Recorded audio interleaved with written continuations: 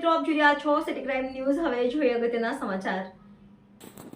હાલના ડિજિટલ યુગમાં બાળક 1 વર્ષથી 5 વર્ષનું થાય ત્યાં સુધી બાળકને મોબાઈલ આપી મા બાપ રાજી થતા હોય છે, કેમ કે મોબાઈલ આપો તો જ બાળક જમે, મોબાઈલ આપો તો જ કપડાં ચેન્જ કરે, મોબાઈલ આપો તો જ મમ્મી બહેનપણી સાથે વાત કરી શકે।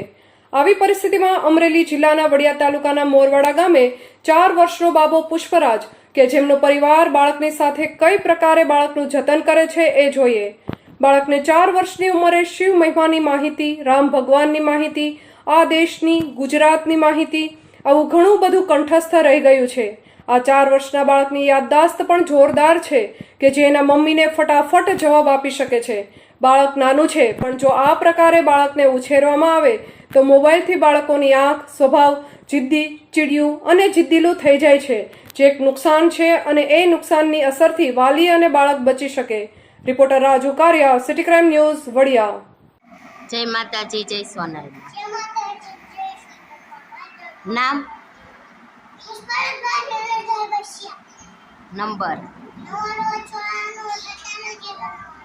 ગામ, તાલુકો, રામચંદ્ર ભગવાનને કેટલા દીકરા? નામ બોલો। રામચંદ્ર ભગવાનના પિતાનું નામ? દશરથ રાજાના પિતાનું નામ? અજ રાજાના પિતાનું નામ? ગંગા નદી કોણ ધરતી ઉપર લાવ્યું હતું? રામચંદ્ર ભગવાનના ગુરુજીનું નામ? રામચંદ્ર ભગવાનના માતાનું નામ? રામચંદ્ર ભગવાનના પત્નીનું નામ?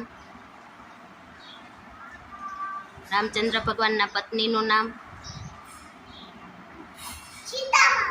રામચંદ્ર ભગવાન કેટલા ભાઈઓ હતા? નામ બોલો। રામચંદ્ર ભગવાન ક્યાં નગરીના રાજા હતા? રામચંદ્ર ભગવાનના પરમ ભક્ત કોણ હતા? રામચંદ્ર ભગવાનને કેટલા વર્ષનો વનવાસ આપ્યો હતો?